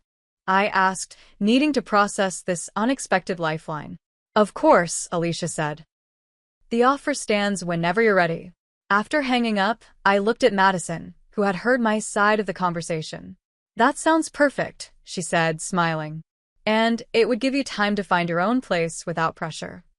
For the first time in 24 hours, I felt a glimmer of hope. I had options, real options that I could choose for myself. But first, I needed to face my parents and reclaim what was mine. As Madison and I sat in her apartment strategizing, a strange calm settled over me. This crisis, as painful as it was, had brought something into crystal clear focus. The pattern of control had been present my entire life, and I had been enabling it. I remembered a conversation with my work mentor, Janet, several months earlier. We'd been discussing a difficult client, and I'd mentioned my tendency to give in to unreasonable demands to keep the peace.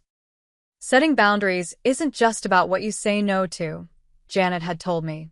It's about defining who you are and what you'll accept in your life. The hardest boundaries to set are with the people who don't believe you have the right to have any.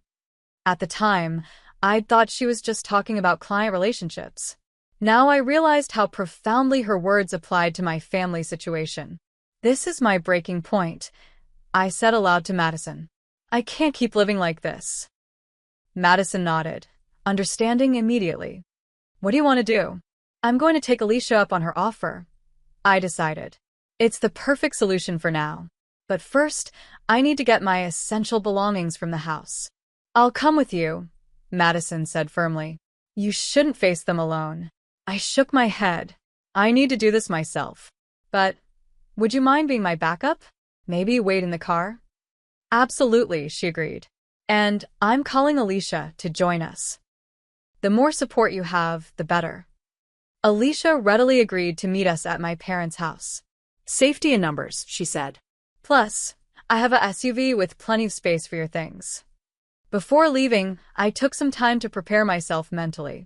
This confrontation would be different from any I'd had with my parents before. I wouldn't be emotional, defensive, or seeking their approval.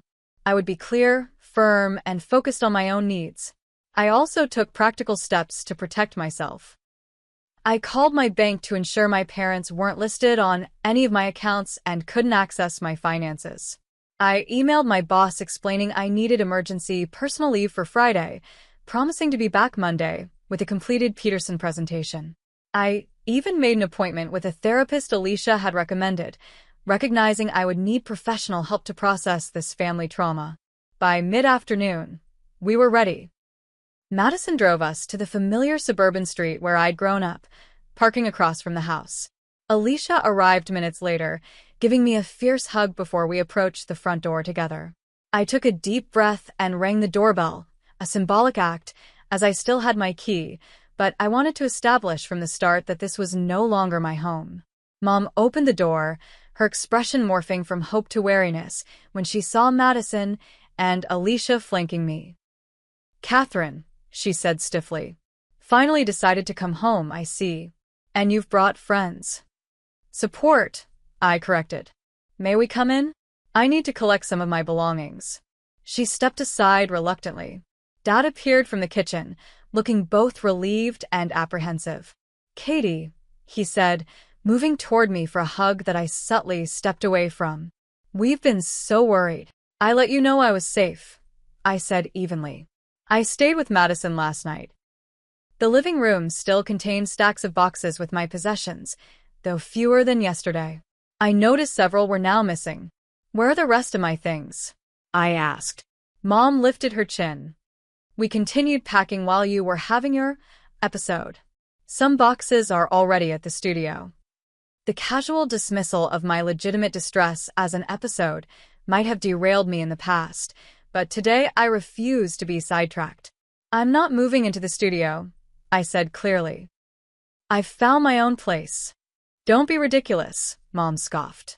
"The lease is signed. The deposit is paid. It's a done deal." "Not by me," I pointed out. "I never signed anything, never agreed to this arrangement. Whatever financial commitments you've made are yours to deal with." Dad stepped forward, ever the mediator. "Katie, be reasonable. Your mother has gone to a lot of trouble." "That's exactly the problem," I interrupted, surprising him. "This was never her decision to make."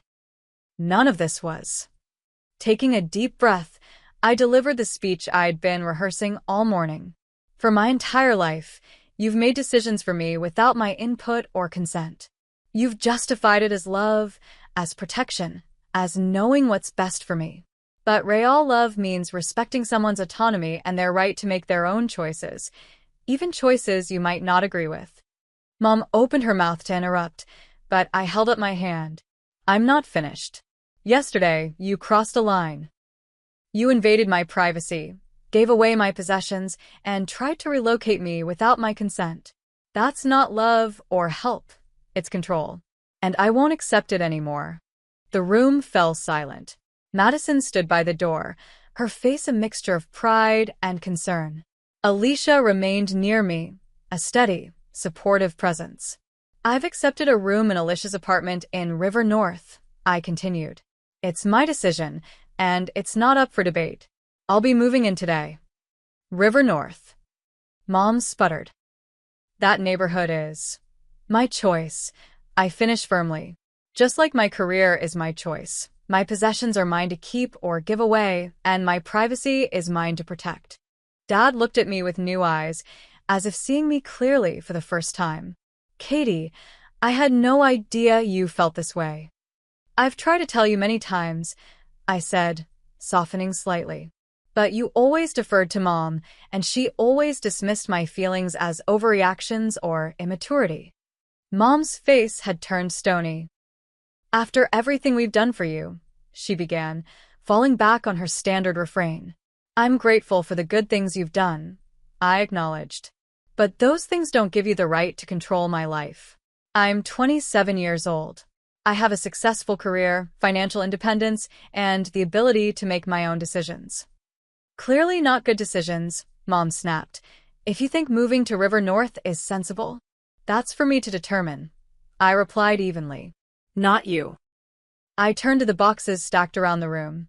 "I'm taking my essential items today: clothes, work materials, important documents, and sentimental possessions. I'll arrange to get the rest later." "And what about the studio apartment?" Mom demanded. "We're on the hook for that lease. As I said, that's your responsibility. You signed it, not me." For perhaps the first time in my life, I saw my mother speechless. Dad looked between us, clearly torn. Robert, Mom finally said, turning to him for support. Tell her she can't do this. Dad hesitated, then surprised us all. Actually, Eleanor, I think she can. And maybe she should. Mom stared at him in shock. What are you saying? I'm saying we went too far, he admitted quietly. We shouldn't have gone through her things, signed a lease without her knowledge, or given away her possessions. If I had objected more strongly yesterday, maybe we wouldn't be here now. It was the closest my father had ever come to standing up to my mother, and the timing couldn't have been more crucial for me. Mom's face flushed with anger. This is absurd. We were helping her. No, Mom, I said gently. You were controlling me. There's a difference. With Madison and Alicia's help, I began methodically sorting through the boxes, taking only what truly mattered to me. Clothes for work, my laptop and work files, important documents like my birth certificate and passport, and the sentimental items that hadn't yet been given away. Mom alternated between angry outbursts, tearful guilt trips, and attempts to bargain. At least look at the studio before deciding, she pleaded. It really is lovely. That's not the point, I explained for what felt like the 100th time. The point is that you made this decision without me. Dad hovered uncomfortably, occasionally helping us carry boxes to Alicia's SUV. At one point, he pulled me aside. Katie, I want you to know. I'm sorry. I should have spoken up sooner. The apology was unexpected and touched me deeply. Thank you, Dad. That means a lot. Your mother, he hesitated. She means well. She just doesn't know how to let go. I know she thinks she's helping, I acknowledged. But this can't continue. I need to live my own life. He nodded sadly. Will we still see you? Sunday dinners. I need some time, I said honestly. But yes, eventually. On different terms, though. As we finished loading the last of my essential belongings, Mom made one final attempt to assert control. We'll help you financially until you get settled, she offered, the implication clear. Money with strings attached. No, thank you. I declined politely but firmly. I'm doing fine financially. She looked genuinely lost, as if unable to comprehend a relationship with me that didn't involve some form of dependency or control. As I prepared to leave, I turned to both of my parents. I want you to know that I love you both. That hasn't changed. But our relationship needs to change. I'm an adult, and I need you to respect that. Mom didn't respond, her face a mask of hurt and anger. Dad nodded, squeezing my shoulder gently. I walked out of my childhood home feeling a complex mixture of pain and liberation. The drive to Alicia's apartment was mostly silent, all three of us processing the intensity of what had just happened. As we unloaded boxes in Alicia's building, Madison hugged me tightly. I'm so proud of you, she whispered. That took incredible courage. For the first time since this ordeal began, I felt a genuine sense of peace. The road ahead wouldn't be easy, but I had finally taken control of my own life. The week that followed was a whirlwind of activity and adjustment. Alicia's spare bedroom was smaller than my space in the guest house, but it felt more like mine than anywhere I'd lived before, simply because I had chosen it myself. With Madison and Alicia's help, I arranged the room to maximize the limited space. We hung my clothes in the closet, set up my work area by the window with a view of the city skyline, and placed my few rescued personal items where I could see and enjoy them. It's coming together nicely, Alicia commented as we finished arranging my bookshelves. How does it feel? Different, I admitted. But good different. Like I can finally breathe. My parents had made several attempts to contact me throughout the week. Mom's messages alternated between angry demands, guilt-inducing lamentations, and occasional olive branches that still carried conditions. Dad's were simpler, checking if I was okay, asking if I needed anything, and once, a simple text that said, I'm working on your mother. Give her time. I responded politely but briefly to Dad, maintaining boundaries while leaving the door open for a healthier relationship in the future. Mom's messages I largely left unanswered, except to confirm that I was safe and had found a place to stay. Madison came over every evening after work, helping me settle in and process the ongoing emotional fallout. Mom keeps calling me too, she confided, wanting to know everything about your new place, if you've come to your senses yet. What do you tell her? I asked. The truth, that you're doing well and that she needs to respect your boundaries if she wants to maintain a relationship with you. On Friday morning, exactly 1 week after my world had imploded, I woke up feeling oddly peaceful. I had my first therapy session scheduled for that afternoon. I'd returned to work with supportive colleagues, and I was beginning to see a path forward that included healthier relationships with my family. Over breakfast, Alicia suggested something I hadn't considered. We should go back for the rest of your things this weekend, she said. You mentioned there are still boxes at your parents' house, and they said some were already moved to that studio. The thought made my stomach clench. I'm not sure I'm ready to face them again so soon. You won't be alone, she promised. Madison and I will be right there with you. And this time, let's bring Paul too. Paul was Alicia's brother, a gentle giant who worked as a furniture mover. Strength in numbers. Madison agreed when I called her with the plan. Plus, having a man there might make Mom behave better. She always puts on her perfect mother act around strangers. We agreed to go on Saturday morning. I spent Friday evening making a detailed inventory of what remained at my parents' house and what might have been taken to the studio apartment, whose address I'd gotten from the lease papers. Saturday dawned bright and clear. I felt a surge of determination as our small convoy, Madison's car, Alicia's SUV, and Paul's pickup truck, pulled up to my parents' house. This time, I didn't ring the doorbell. I used my key, calling out as we entered. Mom? Dad? It's Katie. We've come for the rest of my things. Dad appeared from the kitchen, looking surprised but not unhappy to see us. Katie, good to see you. Your mother is out at her garden club meeting. The timing wasn't accidental, I was sure. Madison caught my eye and gave a subtle thumbs up. This would be much easier without Mom's emotional volatility. These are my friends. I introduced everyone. We're here to collect the rest of my belongings, including anything that might have been taken to the studio apartment. Dad nodded, looking relieved. Most of your things are still here. We only took a few boxes of kitchen items to the studio. He hesitated, then added, about that apartment, I've spoken with the landlord. He's willing to let us out of the lease with just the deposit as a penalty. This was unexpected. Really? That's good news. It was the right thing to do, Dad said simply. Your mother doesn't know yet, so I won't mention it. I promised, touched by this small act of rebellion on his part. With everyone helping, we worked efficiently. Paul and Alicia focused on the larger items, my dresser, desk chair, and the few pieces of furniture that were truly mine. Madison and I sorted through the remaining boxes, separating what I wanted to keep from what could be donated or left behind. Dad hovered nearby, occasionally offering help or information about where certain items had been stored. During a moment when the others were carrying boxes to the vehicles, he approached me hesitantly. Katie, I owe you an apology, he said quietly. A real one, not just the quick one I gave last week. I stopped sorting and gave him my full attention. I've always known your mother can be overwhelming, he continued. But I told myself it was just her way of showing love. I never stepped in when I should have, never stood up for you when her control became unhealthy. Why not? I asked, not accusingly, but genuinely wanting to understand. He sighed heavily. Part of it was the path of least resistance.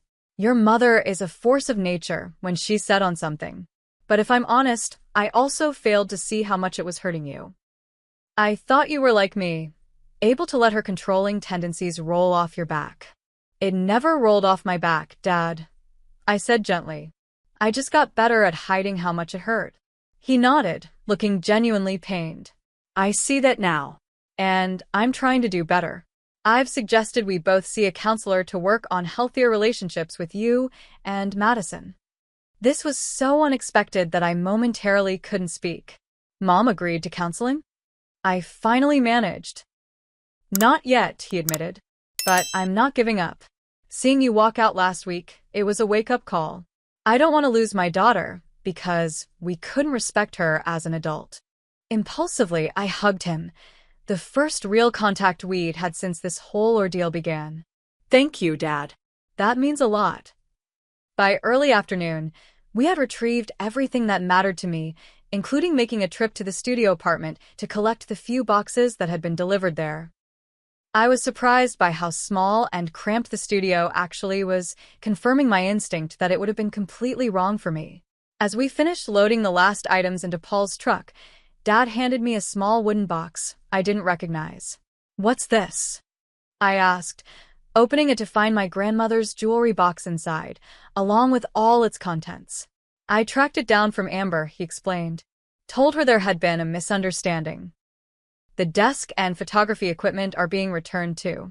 I can have them delivered to your new place when they arrive." Tears sprang to my eyes. "Thank you," I whispered, clutching the box to my chest. As we prepared to leave, Dad asked hesitantly, "Would it be okay if I called you sometime? Just to check in?" "I'd like that," I said sincerely. "Maybe we could have lunch next week? Just us." His face brightened. "I'd like that very much." We had just finished loading the vehicles when another car pulled into the driveway. My mother emerged, her expression darkening as she took in the scene, the loaded vehicles, my friends, and me clearly in the process of removing my remaining possessions. "What's going on here?" she demanded, approaching rapidly. "Robert, what have you allowed?" Before Dad could respond, I stepped forward, keeping my voice calm and even. "Hello, Mom. I came to collect the rest of my things." "Without even calling first?" she said indignantly. "This is still our home, Catherine." "I know," I acknowledged. "And I appreciate Dad helping us today." She looked at the loaded vehicles, her expression a mixture of anger and something that might have been fear. "So, this is really happening? You're really leaving?" "I already left last week," I reminded her gently. "Today I'm just collecting my belongings." She turned to Dad accusingly. "And you helped her? Behind my back?" Dad straightened his shoulders in a way I'd rarely seen. "It's her property, Eleanor. She has every right to it." Mom's eyes widened at this uncharacteristic defiance. She turned back to me, her voice taking on the wounded tone I knew so well. "After everything we've done for you, this is how you repay us? Sneaking in while I'm out, turning your father against me?" In the past, this approach would have worked. I would have felt guilty, defensive, eager to smooth things over. But therapy, even just one session, had helped me see this dynamic more clearly. "Mom, this isn't about repayment or taking sides," I said calmly. "It's about me making my own decisions as an adult. I love you, but I need you to respect my boundaries."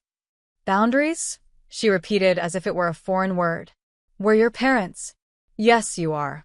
And I'll always be your daughter. But I'm also an adult with the right to make my own choices." She looked at me as if seeing a stranger. Perhaps, in a way, she was. The daughter she'd always been able to control was gone, replaced by someone who could stand firmly in her own power. "We're leaving now," I said, gesturing to my friends who had been watching this exchange tensely. "Dad has my new address if you'd like to send mail. And when you're ready to talk, really talk without trying to control the outcome, I'd be happy to hear from you." With that, I walked to Madison's car and got in, watching through the window as Dad put his arm around Mom's rigid shoulders. As we drove away, I felt no triumph or vindication, only a mix of sadness and hope. The relationship wasn't over, but it was fundamentally changed. And that change, painful as it was, had been necessary for my own well-being. "You okay?" Madison asked as we merged onto the highway. I considered the question carefully. "Not completely," I said honestly. "But I will be." 1 month after moving into Alicia's apartment, I stood in my new room, marveling at the transformation. The space had become truly mine in ways my room in the guest house never had been. I'd painted one wall a bold teal color that Mom would have hated, hung art that spoke to me rather than matching the decor, and arranged my books by genre instead of size and color as Mom had always insisted. "It looks amazing in here," Alicia commented, leaning against the doorframe. "I barely recognize it as the same room." Thanks for letting me make changes, I said gratefully. And for everything else. Living with Alicia had been a revelation. She respected my privacy, never entered my room without permission, and treated me as an equal partner in household decisions. These shouldn't have been remarkable things, but after a lifetime of subtle control, they felt revolutionary. Work had become a sanctuary, too. My success with the Peterson account had led to increased responsibilities and recognition. My boss, Janet, had been incredibly supportive when I briefly explained my family situation.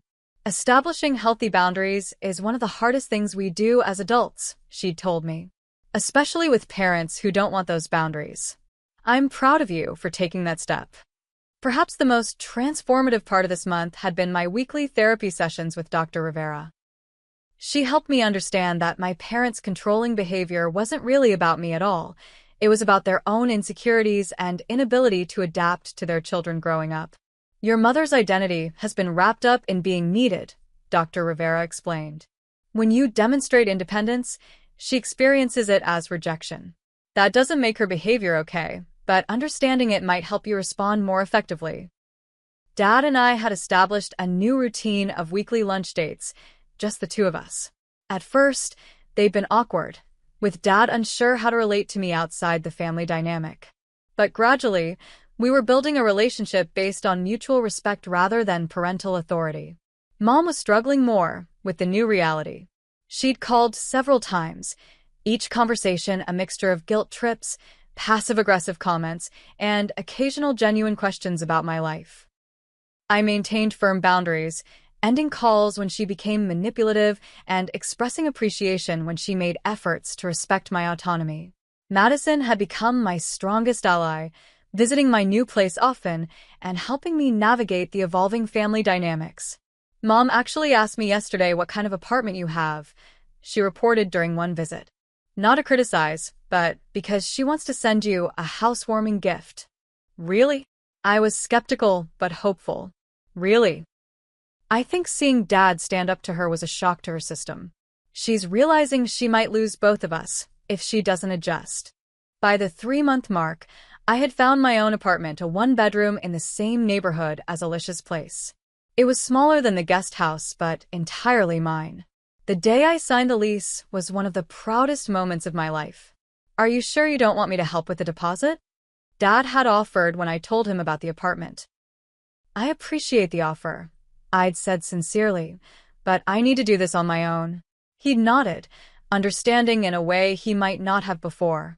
I'm proud of you, Katie. Really proud. Moving day arrived in early autumn.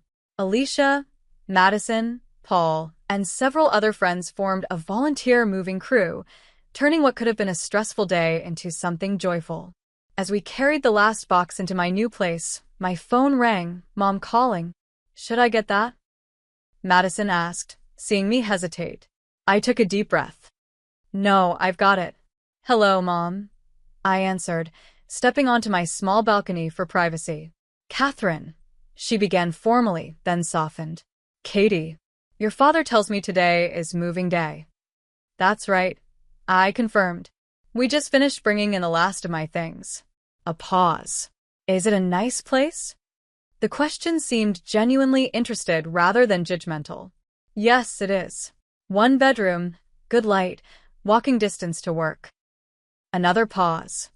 I'd like to see it sometime, if that would be all right with you. The request, phrased as a request, not a demand, represented significant progress. I'd like that, I said cautiously. Maybe in a couple of weeks, once I'm settled? That would be fine, she agreed, sounding almost relieved. I have something for you. A housewarming gift. Nothing big, just something I thought you might like. Thank you, Mom. That's thoughtful. We spoke for a few more minutes, the conversation less strained than any we'd had since the blow-up. As I hung up, I felt a glimmer of hope that perhaps, with time and continued boundaries, we might build a healthier relationship. 6 months after the day I'd walked in on my parents packing my belongings, my life had transformed completely. My new apartment felt like home in a way no place ever had before. My career continued to flourish, I'd received another promotion and was now managing my own small team. I'd even started dating again on my own terms, seeing a kind architect named Ethan whom I'd met through a work event.